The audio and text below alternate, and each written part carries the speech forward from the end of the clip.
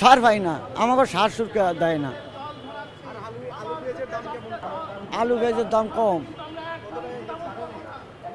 আলু হয়েছে 800 টাকা। আমাদের আলু সংরক্ষণের হচ্ছে আমাদের এখনো 100 মনের উপরে আলু আমার প্রচার হয়ে যাইতে আছে। আমি কোনো আলু বিক্রি করতে পারতেছি না, ন্যায্য মূল্য পাইতেছি না। আমার চালান থুইয়া আমি এখন সরকারের কাছে কিছু দেনা হইয়া এখন পুরাতে আমি আছি। এই বলে আমি সরকারের কাছে নিজ দাবি আদায় করার জন্য আসছি। না, কোনো সার বার কিছু না, আমাদের নিজস্ব এক করিয়া কি বহু টাকায় আমি ব্যবস্থা হয়ে আছি। এই বলি আমরা সরকারের কাছে দাবি করতে আসছি। আমাকে তো নেয় 13 টাকা কেজি দেয়, 12 টাকা কেজি দেয়, আবার কোনো সময় 18 টাকা কেজি দেয়, আবার কোনো সময় 10 টাকা কেজিও হালিয়ে দেয়। এই বাজে আমাকে তো মন করা মানিয়ে নিয়ে পরে এই কাজ তারা করে।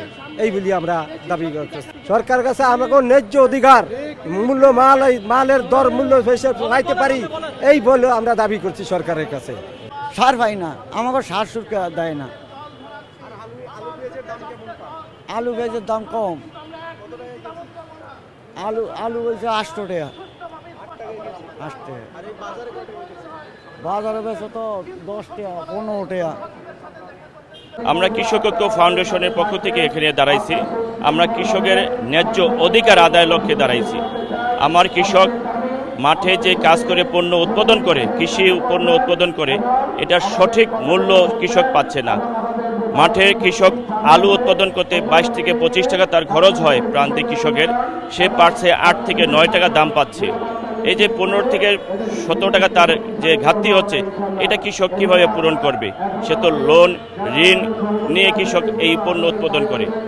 আমাদের কৃষকের পণ্য যে আমরা আড়তদারে বিক্রি করতে আসি, কারণ ঢাকা থেকে কারণ বাজার বিক্রি করতে আসি, তখন আসার পথে দেখা যায় আমাদের বাস ট্রাক ভাড়া 30,000 টাকা এবং রাস্তা খরচ দিতে হয় 30,000 টাকা, 60,000 টাকা, এবং সেই কৃষক আইসা পণ্যটা বিক্রি করে 8 থেকে 10 টাকা কেজি, 15,000 টাকা 20,000 টাকা বিক্রি করে। তাহলে এই যে আড়তদার ফইরা আপনার সিন্ডিকেট, এই মুক্ত করার জন্য আমরা এখানে দাঁড়াইছি, প্রেস ক্লাবে দাঁড়াইছি, কৃষকের ন্যায্য অধিকার আদায়ের লক্ষ্যে দাঁড়াইছি। দাম বেশি, অনকার বাজার 700-800, এটা তো পোষে না, লোকসান হয়। দেন হইয়া আরো লোন লইয়া আরো দেন, লোন দিতাম পারি না। এই সরকারের কাছে দাবি জানাই আমাদের কিছু সে হেল্প করে।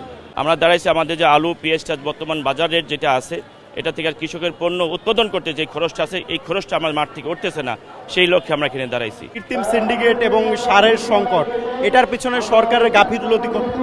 এটার পিছনে বিগত সরকার যারা ছিল তাদের কিছু আপনার এই লাইসেন্সগুলো যারা দিয়েছে বিআরডিবি থেকে, বিসিএসডিবি থেকে, তো এই লাইসেন্স প্রাপ্ত যারা আছে তারা সারকে সেল সেন্টারে নেয় 10 বস্তা আর তাদের গোডাউনে রাখে 200 বস্তা 500 বস্তা। এই কারণে দেখা যায় আমার কাছে সার নাই, 10 বস্তা সার দিয়ে 200 কৃষককে বোঝায়।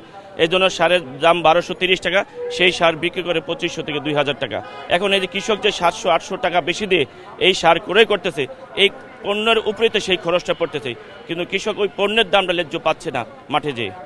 এই জন্য কৃষক আত্মহত্যা করতেছে। গত বছর দেখা যায় 2024 সালে কৃষক পেঁয়াজের জন্য আত্মহত্যা করছে, চট্টগ্রামে আত্মহত্যা করেছে।